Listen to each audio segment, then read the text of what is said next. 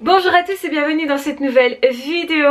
Aujourd'hui, nous allons voir ensemble comment réagissent les pervers narcissiques quand il sait que tu sais, c'est-à-dire quand la personne a découvert que vous avez compris. La première chose que les pervers narcissiques font quand ils savent que vous avez découvert qu'ils sont pervers narcissiques, c'est essayer de brouiller les pistes, de vous recharmer, d'être super gentil pour que vous ayez des doutes justement sur ce que vous pensez. Ils vont tout faire aussi pour que vous ayez des doutes sur vous-même, que vous n'osiez pas faire confiance à vos perceptions. Donc autrement dit, ils vont vous mettre des doutes sur ce que vous percevez pour vous éviter de vous échapper. Donc avec ces deux stratégies, premièrement, on recommence le love bombing, donc c'est-à-dire on va vous apporter beaucoup d'attention, peut-être même faire des excuses, mais c'est stratégique, ce ne sont pas de vraies, réelles excuses.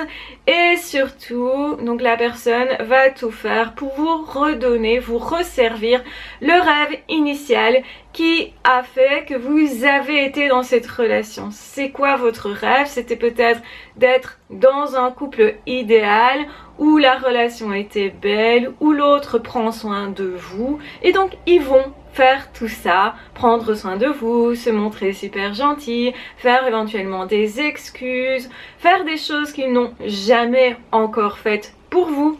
Et vous allez vous dire que soit cette personne a changé, que ce n'était pas vraiment un ou une perverse narcissique. Et c'est vrai que souvent on a beaucoup de doutes. On a en fait peur de se tromper, de mal juger l'autre et on se dit c'est terrible si j'accuse l'autre d'être manipulateur, d'avoir vraiment de mauvaises intentions alors que c'est pas le cas, c'est moi qui serais une mauvaise personne. Et souvent la personne qui est victime, que ce soit un homme, que ce soit une femme, va justement avoir peur d'être elle-même manipulatrice et injuste, elle-même d'être une mauvaise personne.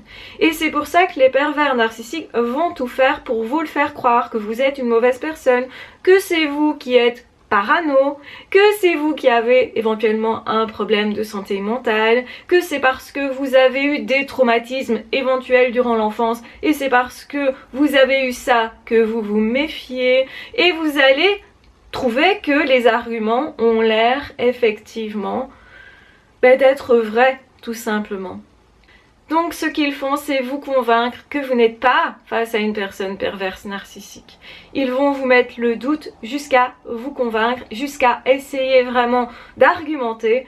Donc vous le savez, les pervers narcissiques ont cette particularité d'argumenter énormément, d'avoir l'air justement fiable à ce niveau-là, d'avoir un raisonnement qu'on a envie finalement de suivre, qui paraît étayé, qui paraît intelligent. Et c'est du paraître. C'est bien ce qu'il faut comprendre, c'est que finalement, attendez-vous à ça. Parce que si on ne vous dit pas que effectivement, quand vous découvrez que l'autre est pervers narcissique, l'autre va changer d'attitude, eh bien vous allez vous croire du coup que juste vous vous êtes trompé sur la personne, que cette personne n'est pas si mauvaise et c'est certes ce qu'on voudrait vraiment croire, c'est-à-dire croire que l'autre est quand même humain, que non c'est pas possible que l'autre nous ait embarqué avec lui ou elle mais pour nous manipuler, pour nous manœuvrer, pour ne pas être sympa avec nous. On a envie de croire que l'autre est humain, on a envie de croire que l'autre nous aime vraiment. On a envie de croire aussi qu'on ne s'est pas trompé, qu'on n'a pas perdu notre temps parce que ça fait mal de se rendre compte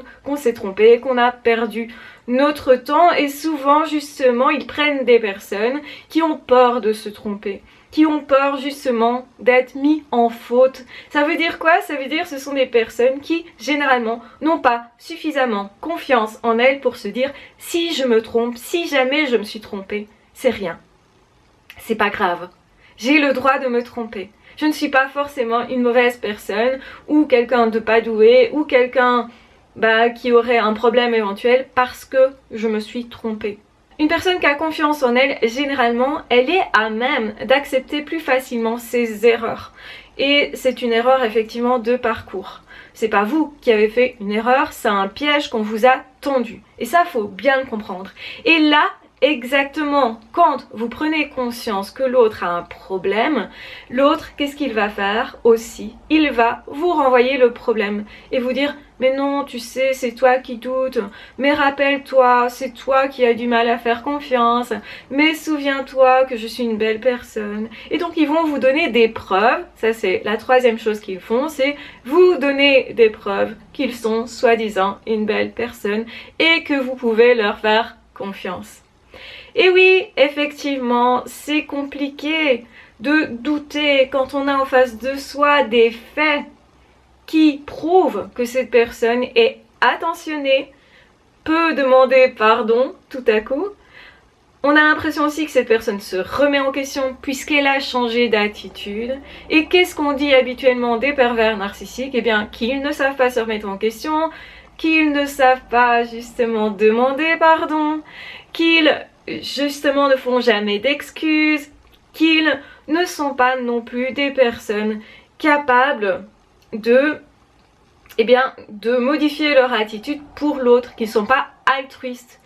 Et donc ils essayent de vous faire croire qu'ils sont tout l'inverse de ce qu'ils sont. En réalité, à l'intérieur, ils ne ressentent pas grand-chose, si ce n'est l'envie, la colère, la frustration, mais pas d'amour. Et donc en fait, comme ils sont coupés de la plupart de leurs émotions, ce qui se passe, c'est que, eh bien, ils peuvent très facilement jouer des rôles, être des caméléons et vous donner exactement ce que vous voulez. Et pourquoi ça? Mais parce qu'ils savent exactement qui vous êtes et ce que vous voulez. Vous leur avez dit. Vous leur avez montré. Parce que cette personne a pris des infos sur vous inlassablement. Et donc, effectivement, cette personne va œuvrer comme si elle voulait votre bien, comme si elle était attentionnée, comme si elle était une belle personne. Et peut-être que justement ça va fonctionner, vous aurez des doutes. Jusqu'à la prochaine fois, jusqu'à ce qu'ils redeviennent méchants. Jusqu'à ce qu'ils recommencent en fait à être encore plus méchants qu'avant. Parce qu'en fait c'est graduel. Et ils vont vous reprocher le fait d'avoir dû faire des excuses, d'avoir dû se montrer gentil, d'avoir dû faire des efforts pour vous récupérer. Il faut vraiment bien comprendre comment marche l'emprise pour comprendre justement tout le mécanisme et comprendre que, eh bien, de toute façon, cette personne va recommencer. Et qu'en réalité, là, de plus en plus, vous allez pouvoir vous rendre compte et de plus en plus, normalement, vous aurez la capacité de vous libérer parce que vous allez voir de plus en plus clair. Donc, gardez toujours ce doute de vous dire je suis pas sûre que c'est vraiment une belle personne. Cette personne peut-être justement devient tout à coup super charmant, charmante. Et du coup finalement, moi je doute, je ne sais plus quoi. Et ça c'est typique justement de la perversion narcissique. On doute en permanence, on a du mal à se faire confiance à ses perceptions. On a l'impression même qu'on a imaginé que l'autre était mauvais. Alors qu'en fait, les faits parle d'eux-mêmes, votre corps parle aussi de lui-même. Et finalement, effectivement, la meilleure méthode, c'est toujours de noter tout ce qu'ils vous ont fait. Parce que le jour où vous allez douter, eh bien, reprenez cette liste. Oui, mais cette personne a quand même fait ça. Cette personne m'a fait mal physiquement. Oui, cette personne a quand même dit du mal de moi. Cette personne a tout fait pour écarter mes amis. Tout d'un coup, tout le monde, tous ceux qui étaient autour de moi, eh bien, cette personne ne les aimait pas. Ou inversement, les autres m'ont dit, fais attention à cette personne-là. Donc, en fait, il y a plein d'indices qui montrent que cette personne-là, il y a quelque chose qui ne va pas. Et même vous ressentez, vous, beaucoup de stress, beaucoup d'insomnie peut-être, des pertes d'appétit ou justement un appétit qui est excessif, qui essaye de combler quelque chose, qui essaye de remplir quelque chose, un vide en fait.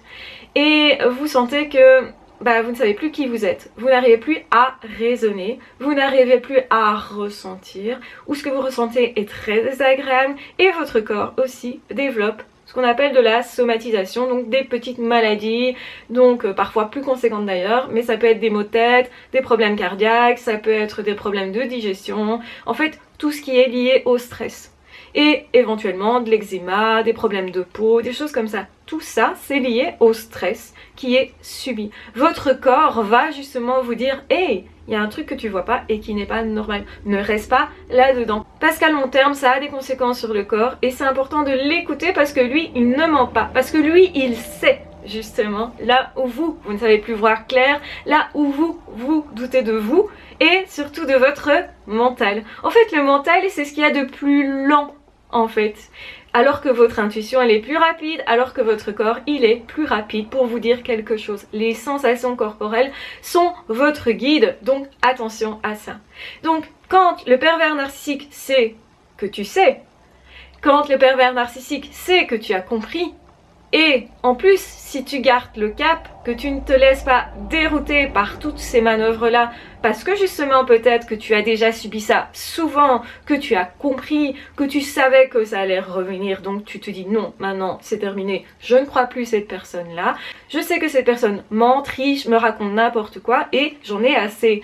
Et si tu continues dans cette voie là, ben l'autre va se montrer en colère, va justement essayer de t'intimider, va retourner sa veste, va essayer encore plus de t'isoler, en fait va être beaucoup plus virulent. Et c'est pour ça que le mieux, c'est toujours de cacher le fait que tu as compris, le fait que justement tu sais qui est cette personne en face de toi, que cette personne est un ou une perverse narcissique.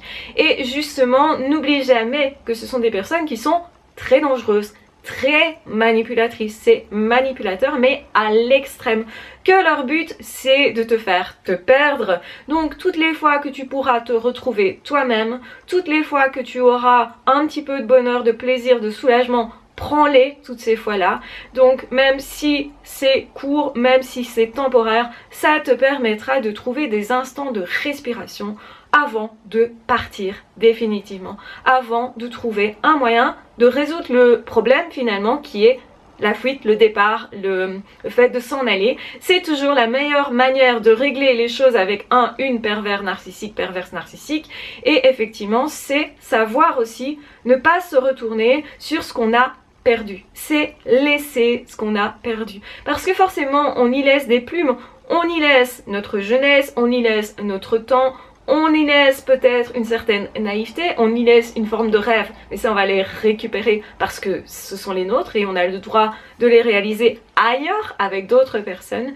Donc ce qui est très important, c'est de se dire ok, quoi qu'il m'en coûte, je préfère sauver ma vie, je préfère effectivement me donner la chance pour l'avenir de vivre toute autre chose parce que maintenant c'est terminé, ça suffit.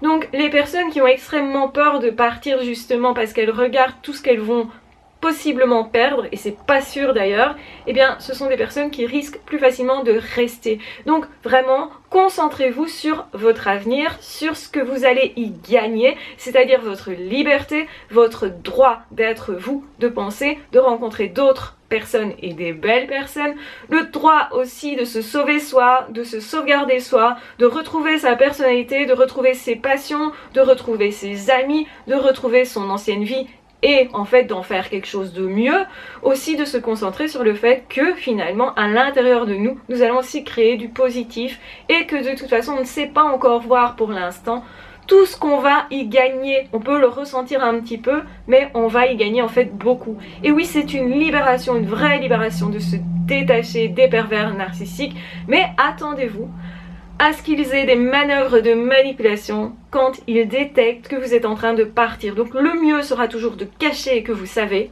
qui ils sont, de ne pas leur dire directement tu es pervers narcissique. C'est un affront qu'il vaut mieux ne pas faire en fait, parce que vous aurez des conséquences de ça. Ils vont essayer à nouveau de vous recharmer, de réutiliser en fait la manipulation et tout ce qui a pu fonctionner sur vous précédemment, ce sur quoi vous êtes justement sensible, et c'est pas forcément évident de tenir le cap face justement à toute cette série de manipulations qu'ils vont évidemment mettre en place, et pas justement à faible volume, à faible intensité. Au contraire, une fois qu'ils ont compris que vous étiez en train de vous échapper, eh bien ils vont tout faire, absolument tout faire pour vous récupérer, parce qu'ils ne supportent pas de perdre leur pouvoir, leur emprise, même si leur pouvoir en réalité est une illusion.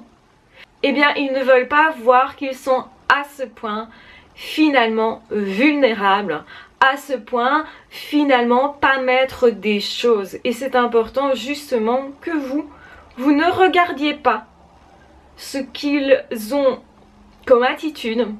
Donc ne soyez surtout pas concentrés sur leur attitude, c'est-à-dire de menaces, de possibles reséductions ou sur leurs excuses. Surtout pas, soyez concentrés sur vous, votre vie, sur votre avenir, sur ce que vous souhaitez vraiment pour vous et rassemblez les preuves surtout de tout ce que vous avez observé. C'est super important parce que plus vous aurez de preuves et de faits justement où tout s'est passé de façon très bizarre, où vous avez souffert, etc. Le fait de vous souvenir de ça, parce qu'on oublie très vite quand on est sous emprise, on oublie très vite les coups reçus, on oublie très vite les sarcasmes, on oublie très vite en fait l'humour qui n'en était pas, les humiliations, les petites piques à gauche à droite, justement le fait d'avoir été isolé, le fait peut-être justement que cette personne nous a traité pas très bien au niveau sexualité, nous ait emmené dans quelque chose qu'on ne voulait vraiment pas, nous ait fait faire des choses, et bien tout ça c'est à noter parce que quand vous allez relire toute votre liste, vous allez être étonné qu'il y ait autant de choses aussi violentes et que vous n'avez pas réagi jusqu'à présent. C'est la prise de conscience qui nous fait réagir. N'oubliez jamais que les pervers narcissiques font tout pour que vous ne soyez pas justement en train de prendre conscience, pour que vous soyez tout le temps en train de douter. Et en fait, quand on a des infos qui sont contradictoires, quand justement on est dans le doute, souvent on attend, on ne prend aucune décision parce qu'on est incapable de réfléchir et de se dire c'est ça qu'il faut que je fasse.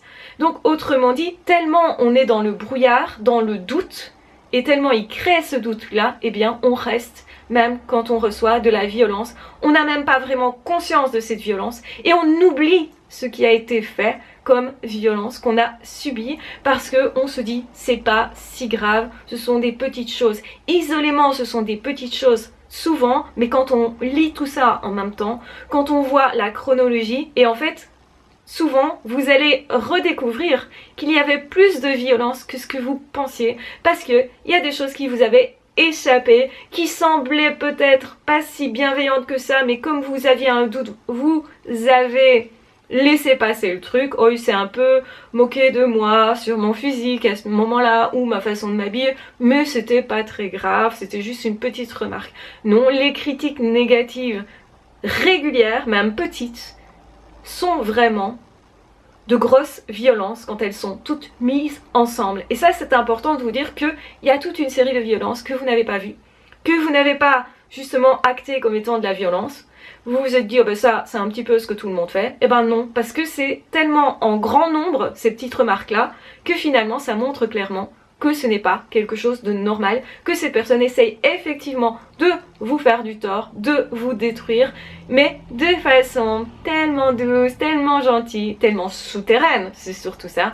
Mais attention aux conséquences, parce que les conséquences sont très importantes, beaucoup plus que ce que vous croyez. Donc échappez-vous, oui ça en vaut vraiment la peine, ça vaut vraiment la peine de vivre sa vie, de se libérer et de rencontrer de vraies personnes, des personnes authentiques, des personnes vraies qui ne trichent pas, des personnes qui sauront directement se connecter avec vous, qui ne vont pas attendre la lune de vous, d'ailleurs qui ne vont pas vous demander d'être parfait, qui du coup ne feront pas des petites réflexions sur vous, parce que non, ce n'est pas normal de passer son temps à critiquer une personne. C'est absolument anormal. Voilà, j'espère en tout cas que cette vidéo vous aura aidé. J'espère que cette vidéo vous aura surtout permis aussi de prendre conscience de ce dans quoi vous avez été, de comment fonctionnent les pervers narcissiques et de c'est quoi finalement la violence. Parfois on ne la voit pas vraiment tout à fait. Parfois il y a des choses qu'on considère être pas vraiment de la violence alors que c'en est. Et c'est très important justement de prendre conscience de la chose et de partir. Quoi qu'il arrive, partez. Une fois que vous avez pris cette décision, ne changez pas de décision. C'est ce qui va vous sauver. Je vous embrasse bien fort, je vous aime très fort, prenez bien soin de vous. Et de toute façon, on va se retrouver très vite dans d'autres audios ou dans d'autres vidéos. En attendant, n'hésitez pas à me poser des nouvelles questions pour que je puisse y répondre. N'hésitez pas aussi à vous abonner à la chaîne si ce n'est pas déjà fait. Vous pouvez aussi cliquer sur la petite cloche pour ne pas manquer une de mes vidéos quand je les poste. Bien sûr, tout ça reste libre. Je vous embrasse bien fort. Prenez surtout bien soin de vous et on se retrouve très vite dans d'autres audios ou dans d'autres vidéos. Ciao, bye bye.